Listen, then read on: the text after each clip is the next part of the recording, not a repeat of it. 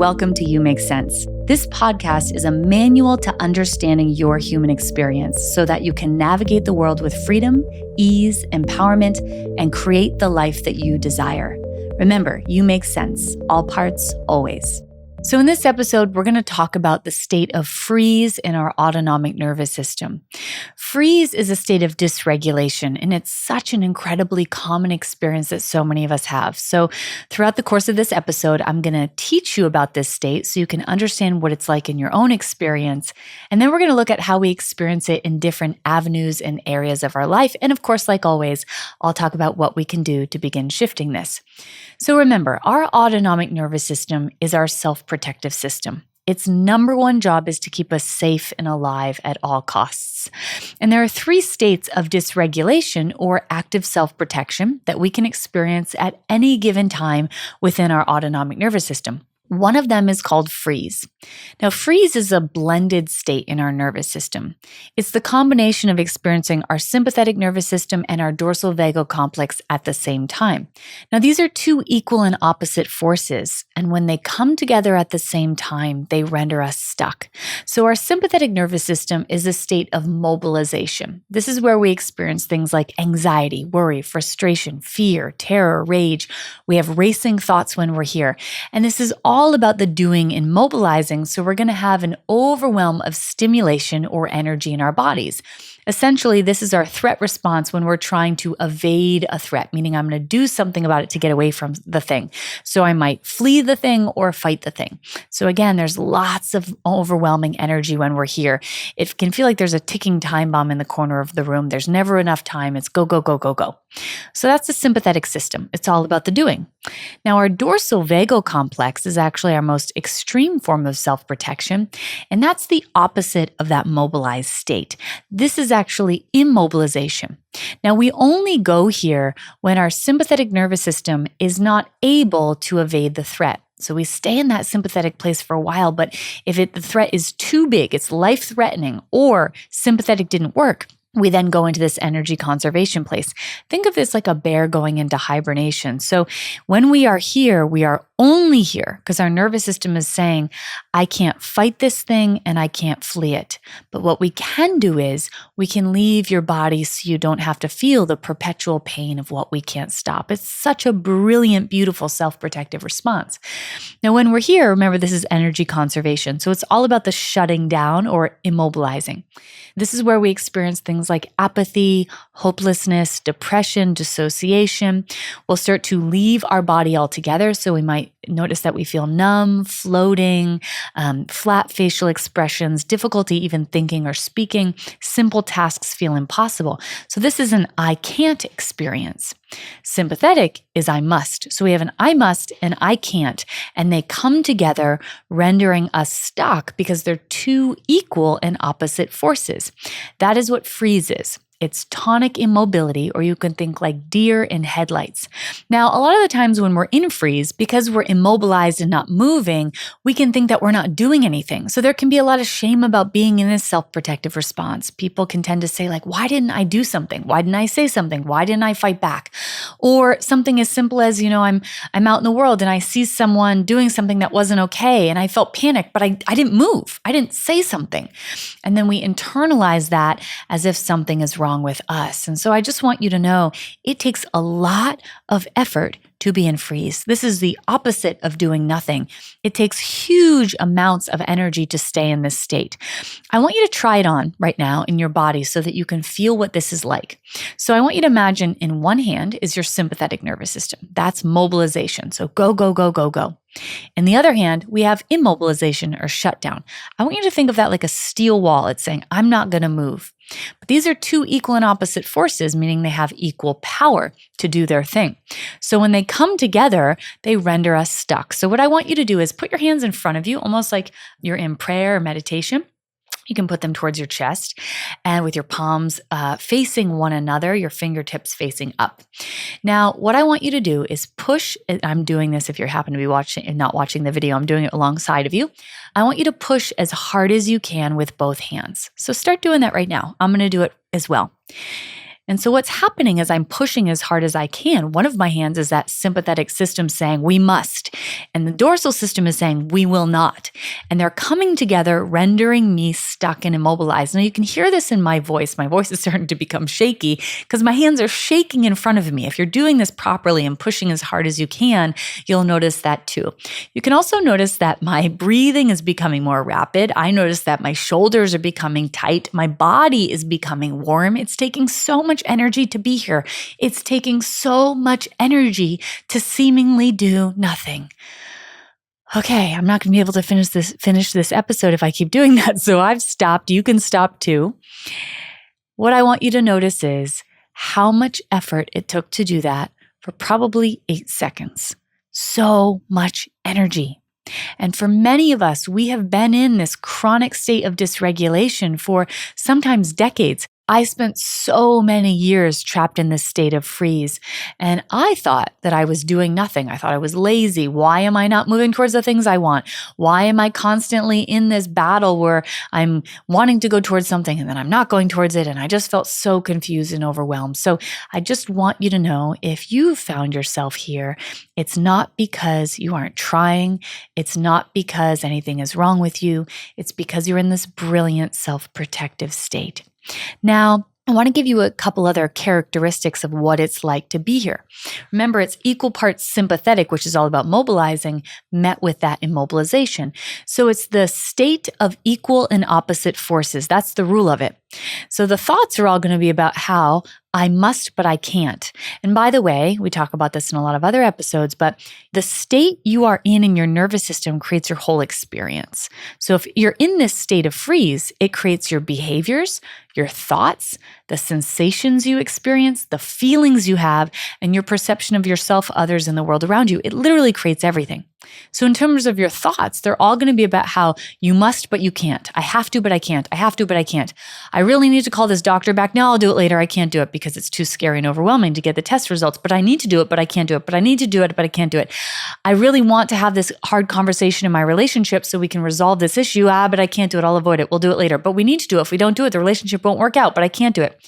I really want to have a family of my own. I need to start dating, but I feel overwhelmed by it. I can't do it, but I need to do it, but I can't do it, but I need to do it.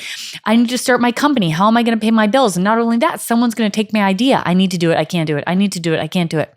You get the idea. That is what it's like to be here. It's the rule of opposites, and that opposing experience renders us stuck. That means we're going to have an overwhelm of stimulation or energy in our body. We might have anxiety, racing thoughts, butterflies in our stomach, tension in our body. But it's cloaked in this almost like a steel wall of dorsal, like I'm trapped in it. I can't actually move out of the anxiety. I can't get it away from me. I can't do anything about it. And so again, it's an experience of having lots of energy, but being trapped inside of the experience. Now, you might be thinking like, what in the heck is the purpose of this state of freeze? What is this possibly doing for me? Why would this be a protective response? Let's look to nature as our teacher. So if we think about an animal like an antelope is a prey animal, and they spend so much of their time out exposed grazing, right? So what is their defense? Their defense is their ability to camouflage themselves. And so if an antelope is grazing and they hear a sound, and it sounds like an animal walking, they listen to the sound. They have tracked all sounds, right? They have to ensure that they're protecting themselves at all times because they're a prey animal. And let's say they hear a sound and their threat detector says, I think that sounds a lot like a lion. So in that moment, they don't know if it's a lion. They haven't seen the animal yet. And so it wouldn't be smart of them to go into their sympathetic nervous system, because if they started to sprint off and the lion, it is a lion, in fact, but the lion hasn't seen them yet, now they've exposed themselves to the lion and their chances of survival go down exponentially. So now it also wouldn't be very adaptive to just go into their dorsal vagal complex, that's the state of shutdown, because when we go into this hibernation-like state, it takes approximately 15 to 30 minutes to come out of this state of dysregulation. So if the lion did in fact see me and I go into this state of dysregulation, a deep component of it, I won't be able to mobilize and get away. I'm not going to live. But what I can do is go into this brilliant state of freeze where I have a little bit of both, rendering me stuck. From this place, I can easily drop the dorsal experience if the lion, in fact, did see me and sprint off if I need to. And so it's really adaptive to come into this state. It also, when I'm here, it supports me to not move. When we go into high levels of freeze, it's tonic immobility. I don't know if you've ever seen a deer in headlights, but it looks like they're not even alive. So when we go here, we can really hide and evade danger quite well. And a lot of us resource this along the way in our own lives. And if we have unresolved trauma where we used our freeze state to evade that trauma, meaning survive it, then our nervous system is going to say, you know what? That's a great state to use. It helped us survive in the past, so let's use it now, which is why so many of us find ourselves experiencing this. I want to explain a few other characteristics of what it's like to be in freeze. This is a state of chaos, right? Because it's two equal and opposite forces. So when we're here, we're going to find that our world is like a swirling chaos. And we're also going to find not necessarily comfort, but familiarity in that experience. So let's say I grew up in a chaotic home. My nervous system may have resourced this state of freeze, and therefore chaos and freeze are both going to be really familiar to me. When we're here, because it's two equal and opposite forces, we're going to find that in terms of connection, I have this deep desire for connection met with the push away of it. A deep desire for it met with the push away of it. And I will oscillate and ping pong between those two things. We'll also notice that we have opposing realities when we're here.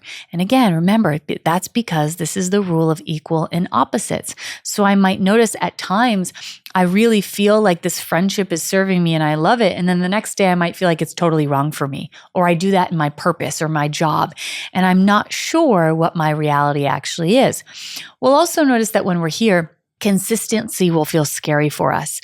And that is because our system is oriented towards being in a chaotic environment or the flavoring of chaos. It's not oriented towards consistency and steadiness. And part of that is also because when we've experienced shock trauma, so a trauma that we didn't see coming, the moment before it happened is oftentimes a moment where there was stillness. And so our system then overcouples the experience of stillness with danger. Like when things slow down, something bad is going to happen.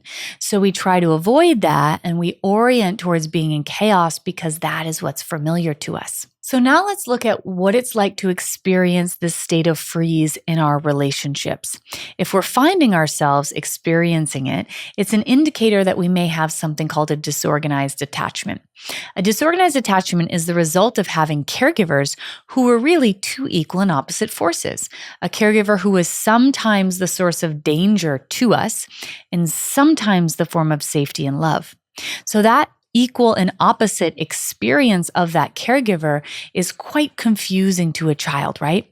So the result of this is that my system deeply desires connection because you may be safe, but when you get close, I push you away. This is accessing or using or resourcing our state of freeze. So I want you close, and when you get close, I feel panic, the sympathetic panic, and I push you away with dorsal.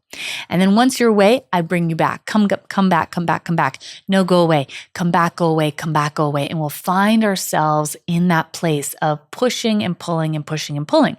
We'll also notice that the relationships that feel comfortable for us are relationships that are filled with chaos. Why? Because historically speaking, if I have a disorganized attachment, that means that likely I came from a home that was filled with a lot of chaos and certainly filled with experiences where I didn't know what reality was or what my reality was, because sometimes you're being really kind and sometimes you're harming me. And so I am disconnected from the reality of the situation and the reality of my own truth. That means that in my own relationship, I really might notice that I differ depending on the moment about how I feel about the other person and the relationship as a whole. And both things can feel very real. Like one moment I feel like, wow, this is so wonderful and amazing.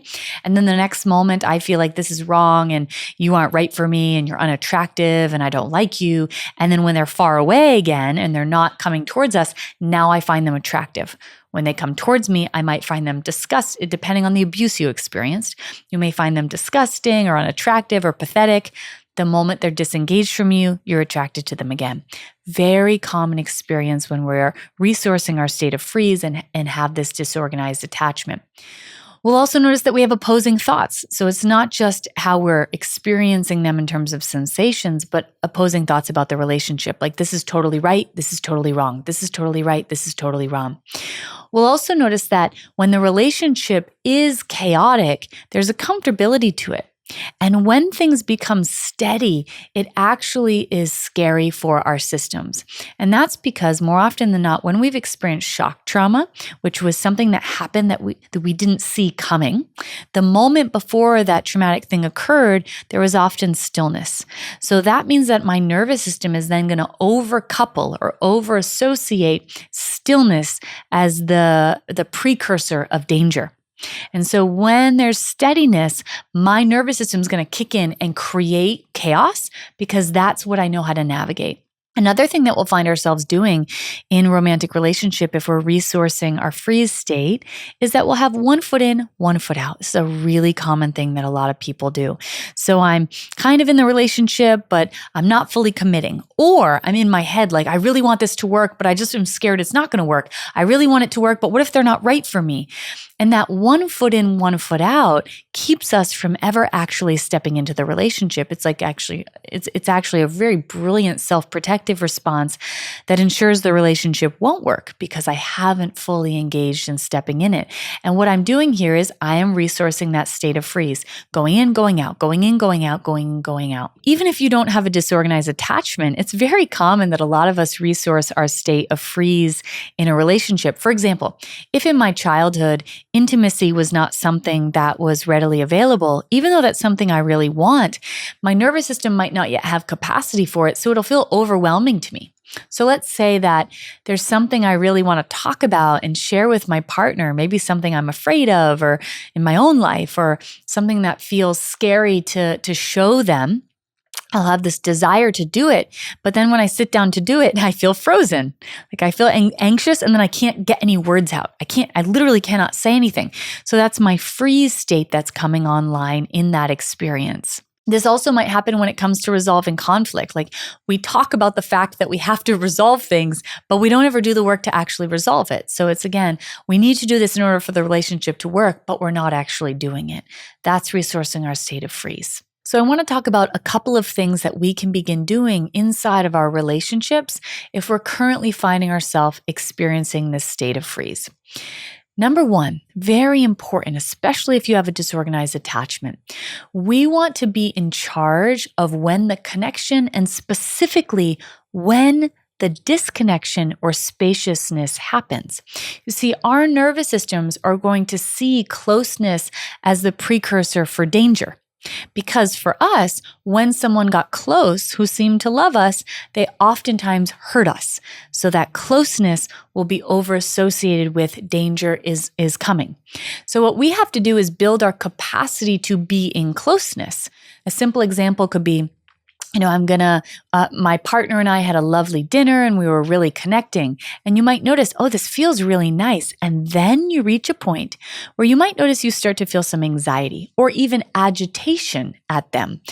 That is the moment that we want to take the steering wheel of our nervous system and steer ourselves towards disconnection. So instead of my nervous system hijacking me, I am the one that's making that decision. So I've raised my capacity to be in connection. And then it might be something as simple as like after dinner, I just need some alone time, or I'm going to go for a walk, or let's watch a movie right now and not keep talking about things or connecting intimately, whether that's physically or emotionally.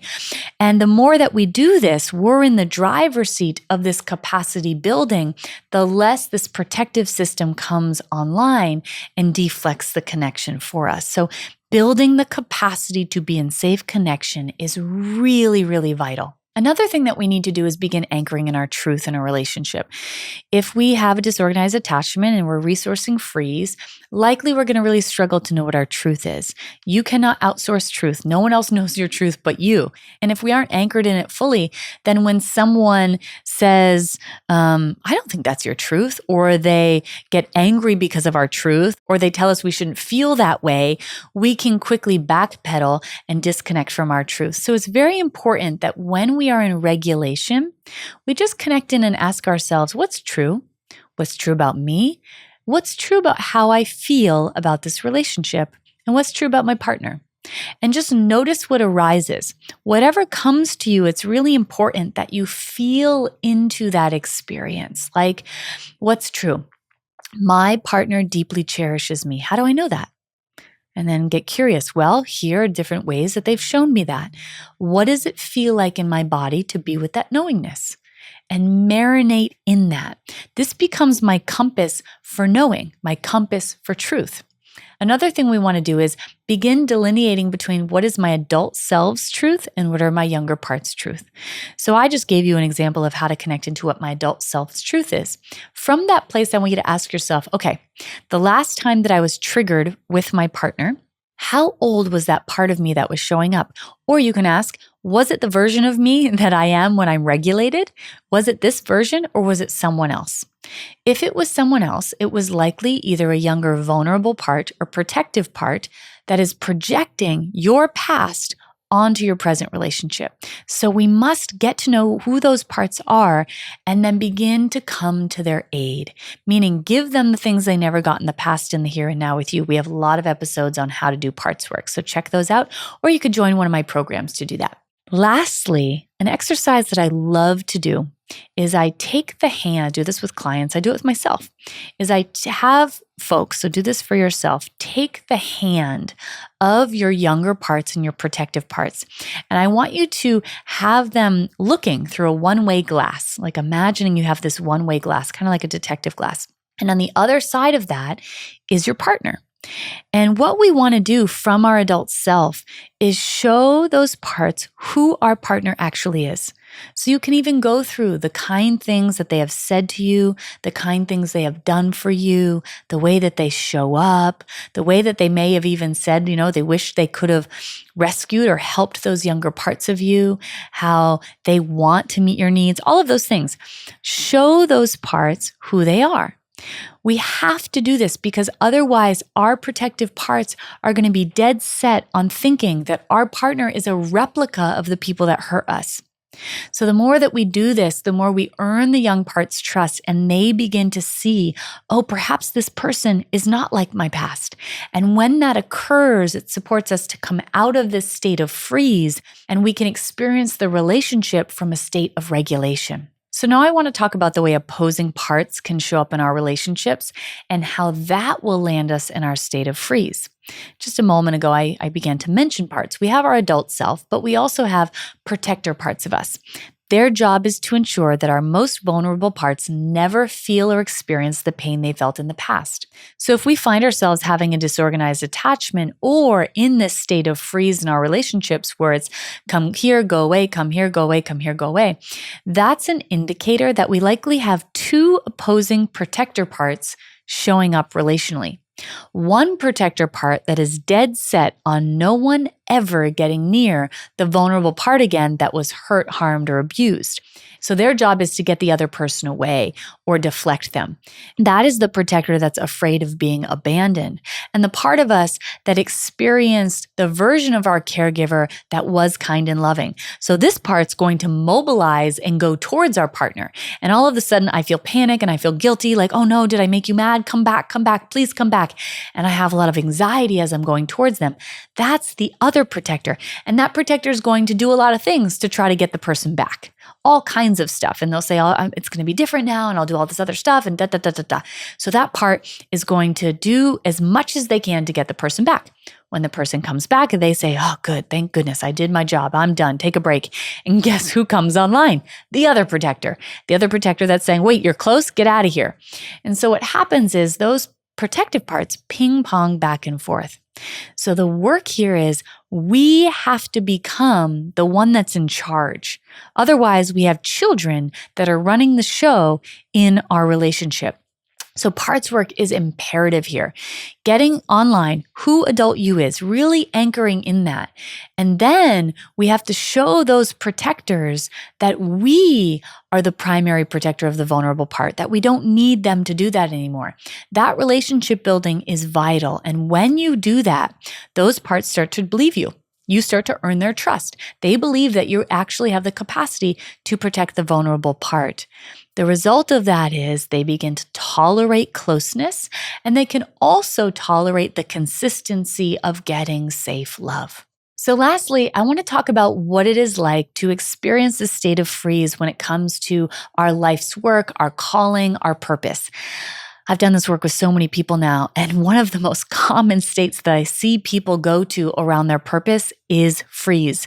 Now, this has nothing to do with your attachment. So if you're saying, wait, I don't have a disorganized attachment, but I do go into freeze around my work, that's a very, very common thing to experience. And again, that's not correlated to how you attach. What is true, though, is that wherein lies our greatest purpose usually lies the things that were once either dangerous or inhibited in the past. Now, not the identical things, but flavorings of them. That's why I say wherein lies our greatest purpose lies our greatest healing. So let's say you're wanting to start a company. That's going to mean taking risks. It's going to mean investing in yourself, being seen, asking for help, making mistakes, and a lot of other stuff. So as you go to step towards that thing, your threat detector is going to look to the database and it's going to say, well, were those things safe in the past? And as I said, more often than not, wherein lies our greatest purpose lies our greatest healing, because it's going to require things that were either dangerous or inhibited historically. So if you're finding yourself stuck around your calling or purpose in this particular way, that likely means that in the past, it wasn't safe to be seen, to use your voice, to make mistakes, to ask for help, and so on and so forth. So when we're not actually stepping towards our purpose yet, like we're not mobilizing, maybe you're studying still, you're a student, or maybe you haven't taken the actionable steps towards it yet, what happens is our nervous system won't come online in the form of freeze because we're not actually mobilizing. So it's like, well, whatever, you can daydream about it, that's fine. And we actually feel good. And this is why, by the way, a lot of people stay perpetual students, because I don't have to feel the dysregulation that accompanies me stepping towards the thing. But the moment that you actually step towards the thing, whether it's your purpose or wanting to date, really whatever you desire, what's going to happen is your nervous system is going to say, wait a minute, that's not safe. And it's going to stop me in my tracks in the form of dysregulation. And what occurs is we have that part that's saying, no, that's not safe. And then we have our truest self that's saying, I want that thing though. So we go back and forth and back and forth. And that can look like, you're saying to yourself, I'm going to sit down this Saturday at my computer and I'm going to at least send a few emails. You open up your email and maybe you have a list of people that you're going to email and you feel really overwhelmed. Oh my gosh, I really have to reach out to these people to see if they might be able to support me or invest in my company. And I don't know, what should I say to them? And I really only have one shot, so I don't want to mess this up because I really need their investing. And what if this doesn't work out? And I have all this anxiety. I have to do it now. And then I feel overwhelmed. I can't do this, but I need to do this, but I can't do it. I need to do it, but I can't do it. And then I just make a list of all the people that I have to reach out to again. We even do this with our to-do list. I make a list of my to-do list. Again, I just rewrite the thing because I can't step towards it. So I need to do this thing. I can't do this thing. I have to do this thing. I can't do this thing. You can sit there for hours a day trying to do something from this place, all the while getting nothing done. So you're sitting at your computer, you're thinking about doing the thing, you can't seem to do that thing. And then what we usually do is we get up and we say, I'm going to go to CVS and buy floss because we're trying to mobilize in a different way. So we'll avoid the thing we're doing and we'll just go do other simple tasks. And then we'll come back dysregulated, back in this state of freeze. I spent I can't tell you the exact number of years, but around my career alone, many, many, many years here. I tried to will my way towards it. And what I can tell you is that does not work. You are not stronger willed than your nervous system. It is stronger than you. Like I would sit at my computer. I literally punish myself. You're going to sit here for 8 hours and you're going to do this thing. And all I ended up being was really exhausted. And the only way to change this is to begin working with our nervous system. So I want you to think of like a finger trap. Do you remember those as a kid? You put your fingers in it, and the inclination is to get your fingers out, you pull. But when you pull, your fingers get stuck more. So how do you work your way out of a finger trap? You put your fingers together and then you gently pull them out. The thing about freeze, remember, is it's the state of equal and opposite forces. You have your sympathetic nervous system and your dorsal vagal complex. It's also really important to know that there's a hierarchy or order to the nervous system. So if you think of it like a highway, at the bottom of the highway is dorsal. That's the most extreme form of self-protection, the last stop. Then we have our sympathetic nervous system, state of mobilizing, in the middle. And then the top of the highway, we have our state of regulation, which is what we all want. And that's like the road, I think of that like the road north. So that's the stop at the top. And then off to the side, we have this exit called freeze, which is those equal and opposite forces of sympathetic and dorsal. So think about that like being in the middle of the highway. Now, in order to come out of freeze, I have to drop the dorsal experience that's present because that's at the bottom of the highway. So my job is to drop that dorsal and then come into the sympathetic place on the highway. So the middle of the highway, that's where I'll next land. And from that place, I work my way up to regulation. So what we can tend to try to do, to go back to that finger trap, is in order to get out of freeze, because we feel trapped, our inclination is bring more energy in so that I can get myself out of here. But remember, this is the rule of equal and opposite forces. So if you bring more sympathetic energy into your nervous system while you're in freeze, dorsal's going to match. So now I have more dorsal present because I brought more sympathetic present. And guess what that means? You're at a higher level of freeze. So we don't want to bring in more mobilizing energy when we are in freeze, like an overwhelming amount. That's just going to render us deeper in this experience of stuckness. What our job to do is drop that dorsal that's present. So again, think about the finger trap. If you pull too much, you get more stuck. Instead, you put your fingers together and slowly open them up. So what we want to do when we're here is we want to bring in small amounts of mobilizing energy in my nervous system. And so that might look like doing something like literally just going for a walk can help bring regulation. Using your breath is a wonderful way to regulate your nervous system. So when we're here, what we want to do is shorter inhalations and longer exhalations. That helps to drop the dorsal that's present in our system. And inside of the programs that I have many therapeutic tools and resources that will help you out of freeze too. But when we're regulating, essentially we're using anything that supports us to feel more present here and good would be considered a regulating resource. The language of your nervous system is not a verbal one, so you can't talk your way out of this state. You have to embody your way out of it. So things like movement, vibration, sound, breath, all of those things really help to facilitate regulation occurring in our nervous systems. Another thing that's really important in terms of regulating out of freeze, specifically when we're stuck around a particular thing, like purpose, is the more that you try to bulldoze ahead towards the thing your nervous system is considering dangerous, the higher level of freeze you get into, because remember, it's the rule of equal and opposite forces. So what we want to actually do is we want to table the thing that's in front of us. So if I'm getting increasingly dysregulated by sitting at my computer and with the 75 tabs open trying to figure out what to do, in that moment, I need to pause and turn towards something that's going to loosen the grip of freeze. So it might be like, I'm going to go unload the dishwasher. Something I can mobilize around is really important. Once I've done that, I've successfully dropped the dorsal that's present, and now I'm in my sympathetic state. Now, what we don't want to do is sit down and go back to the same level of threat for our nervous system by looking at those 75 tabs. By the way, if you're saying like, what's dangerous about looking at 75 tabs on my computer? The tabs aren't dangerous, it's what they represent. They represent being seen and exposed and what your nervous system is correlating to danger. So what we must do is break down that step into what I call a tolerable step. So not starting the company today or responding to all the emails today. Instead, a step that our nervous systems will allow us to take. So a tolerable step has two components to it. We can complete it and it doesn't feel good. We can complete it means that our nervous system is saying, I'm not so sure about this, but I'll let you do it. And it doesn't feel good because my nervous system is coming online saying, I'm not so sure about this.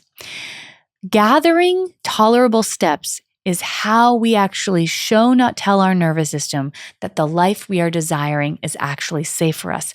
And when we do it this way, we'll no longer be in that chronic state of freeze. Like I said, I spent so many years here.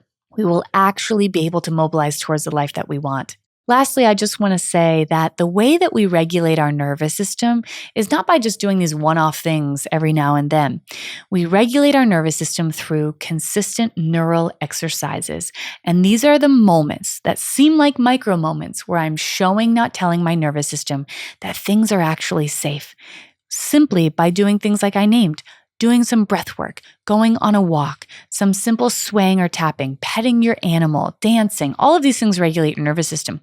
Every moment that you do that is a micro moment where your nervous system gets to see you are safe to come out of self-protection. And you do it again. You are safe to come out of self-protection. If we gather enough of those moments, our nervous system actually reshapes.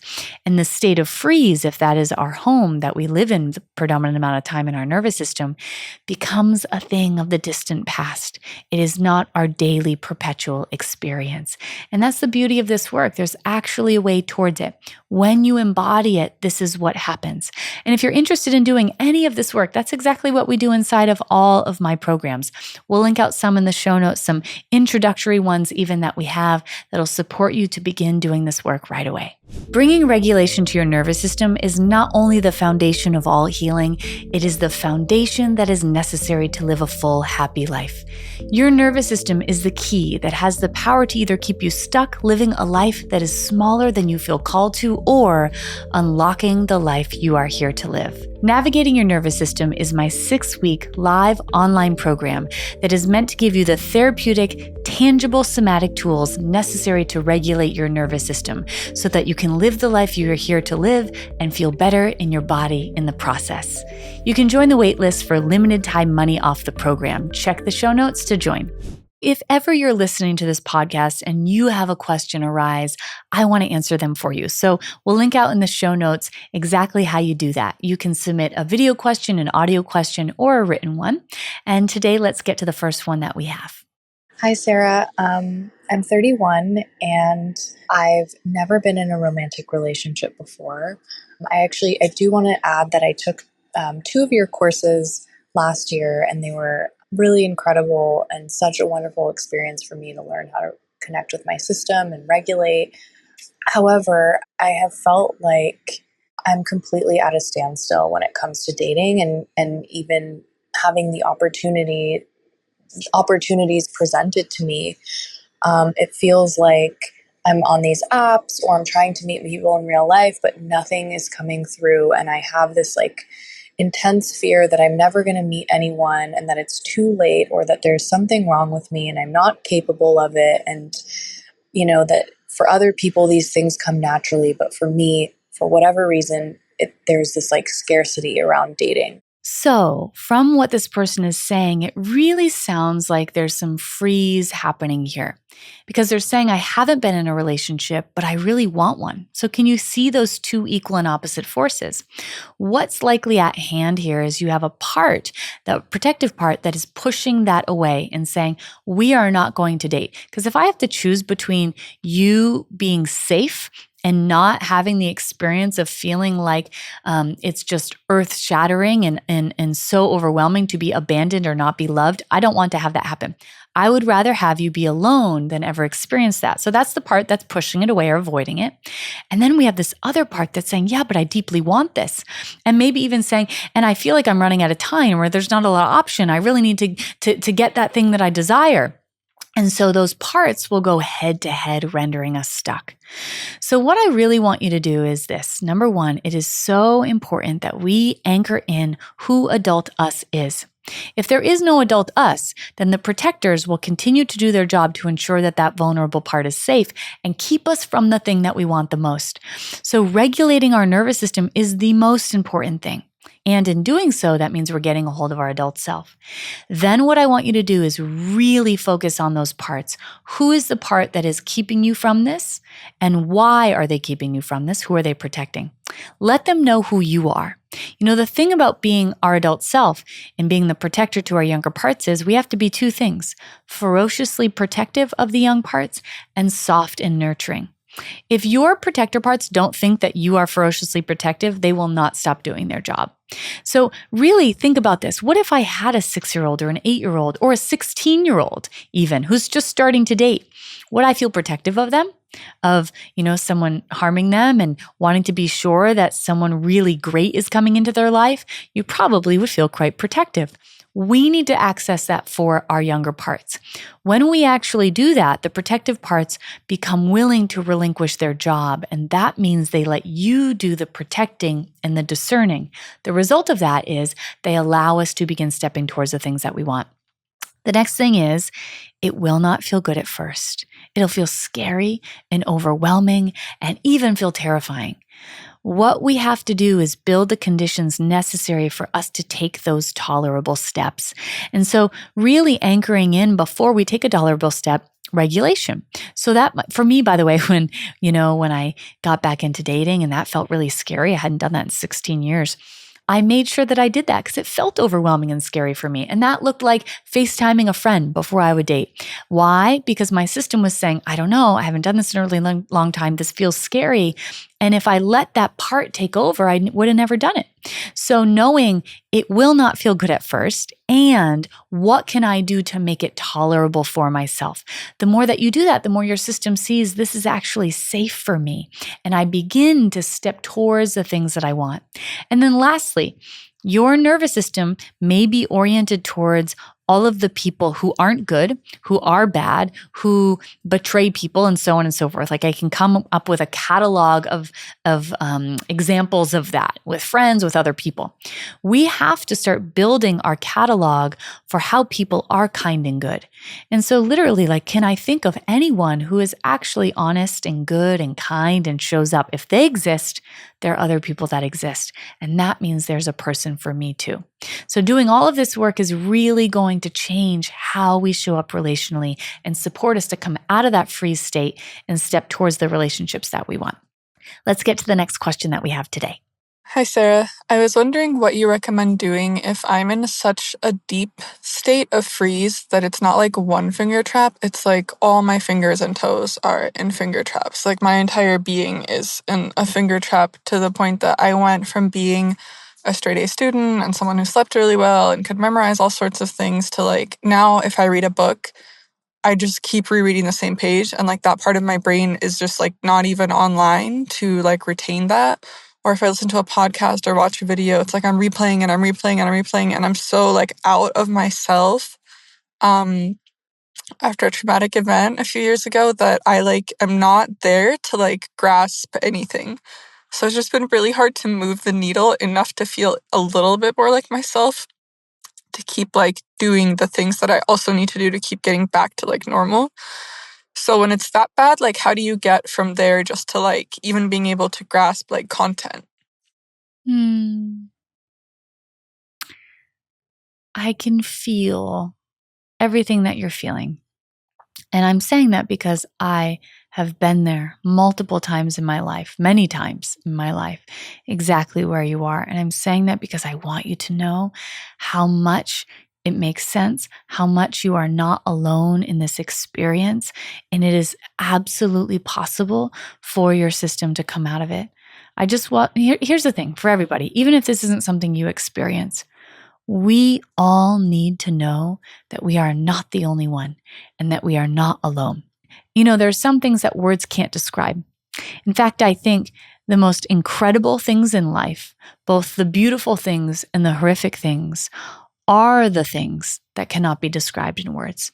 So I just want to say to this person, to anyone else who's experienced anything that feels wordless, that you are not alone. I understand it deeply. I know that there are no words to describe the excruciating pain that chronic dysregulation is. And I deeply want you to know your nervous system can come out of it. When we're in a deep place of dysregulation, it's like our nervous system is running ultra marathon 24 hours a day, 7 days a week. It's going, it's going, it's going. If your system can do that, it most certainly can rest. The resting is what happens when we come into regulation. And all that we need to do is to show it again and again. Oh, my beloved, it's safe. It's safe. It's safe. It's safe. And it says, I don't think it's safe. I want to protect you. My whole job is to protect you. And then we say, I know. It's safe. It's safe. The past is over and we are safe to be here. By the way, I'm saying words right now. Words will not take you out of this. And I'm saying that for anyone who has felt frustrated by people telling you the past is the past, just move on. It is not possible. What we can do is we can show our nervous system that we are here. And that's what we're doing when we're regulating. I also just want to name that when we're in a deep state of dysregulation, our cognitive abilities can completely go away. So meaning I have no reading comprehension. This has certainly happened to me my whole childhood. This is my experience. And it's so distressing when we have to continue on. Like, what do you do? How do you navigate it if you can't comprehend what you're reading and you have to keep your job or you have to keep going to school? So I just want to name, I understand how being in that will oftentimes even exacerbate the experience of dysregulation even more. So what I want you to really think about is you have a nervous system that is doing an incredible job. It's so strong. And I want you to every day take its hand and say, hey, nervous system, I'm going to show you that we are actually here in 2025. We're not 2 years ago when that scary bad thing happened. We're right here. Look at this flower. Smell it. It's right here. Smell it with me. Let me show you that we're right here. Feel my hand on your chest. My hand is right here. And by the way, I'm doing, this is what I do all the time. This is how I did it myself. This is what I do with everyone I work with. This is what I call befriending the nervous system. I'm taking its hand and I'm saying, hey, let me show you that we're here. Again. Can you see the gentleness in that and the slowness in that? It's the opposite of the finger trap. And the more that we do this, the more our nervous system thaws and it says, okay, you can come out. And the other thing that really expedites this is connection. Safe connection speeds up the entire process. When we have that, our nervous systems can more readily come into connection. Specifically, when I say safe connection, what are we looking for?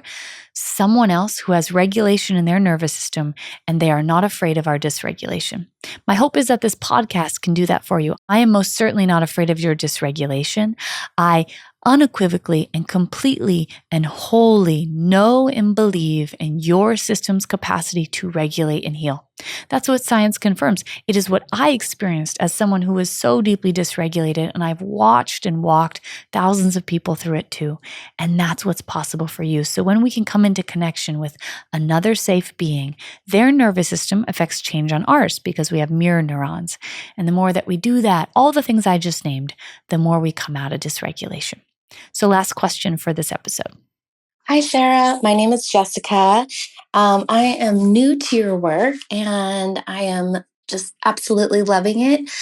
And so I've been starting to apply the neurological exercises to attempt to regulate my nervous system and kind of build that muscle up. And my question is, as I'm doing this, I'm finding that 90% of the time, I feel like I'm dysregulated.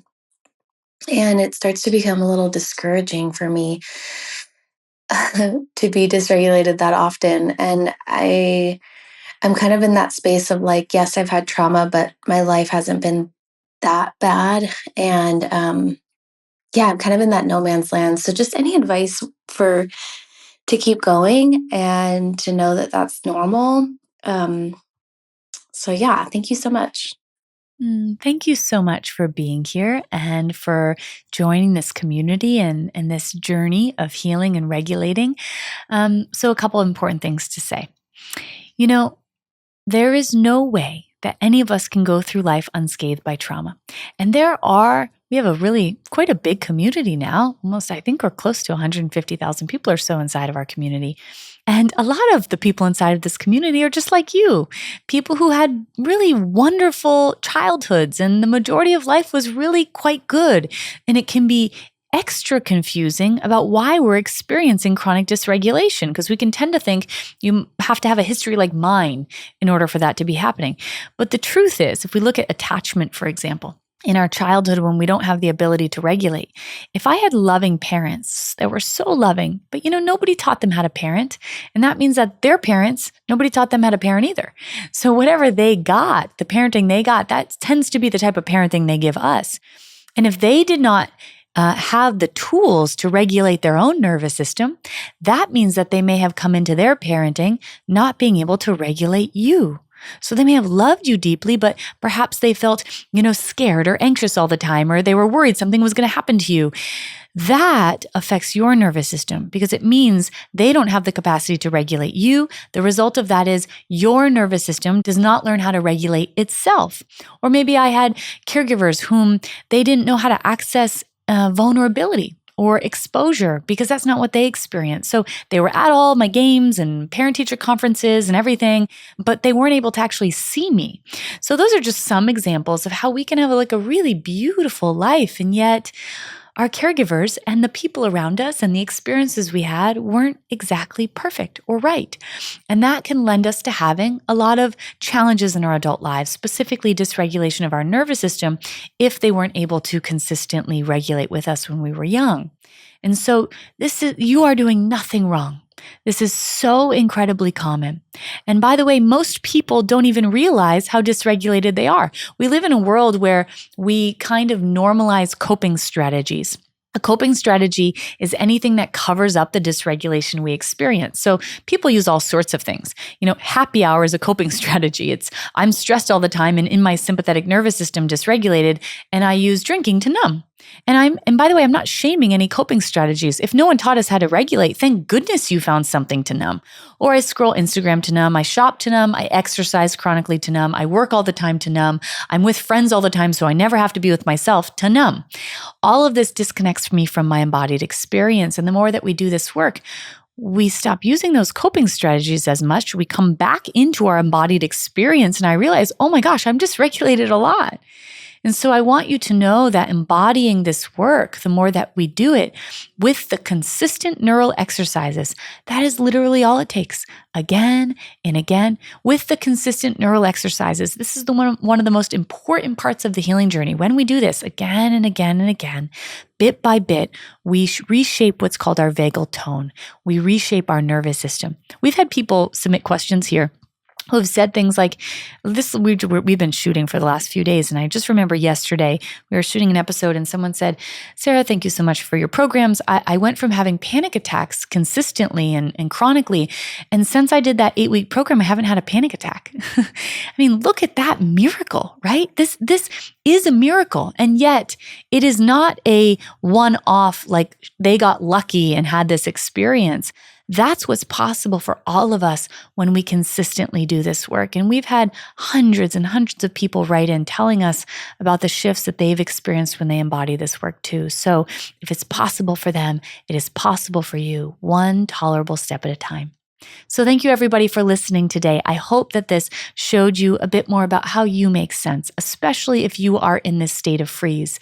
And through all of the tools that I gave you here inside this episode, and of course in the programs that we have, you can become free from this state and live the life you're here to live. Enjoying this episode and want to go even deeper into somatic healing? You can join my email community for weekly teachings, tools, and live events. Click the show notes to join.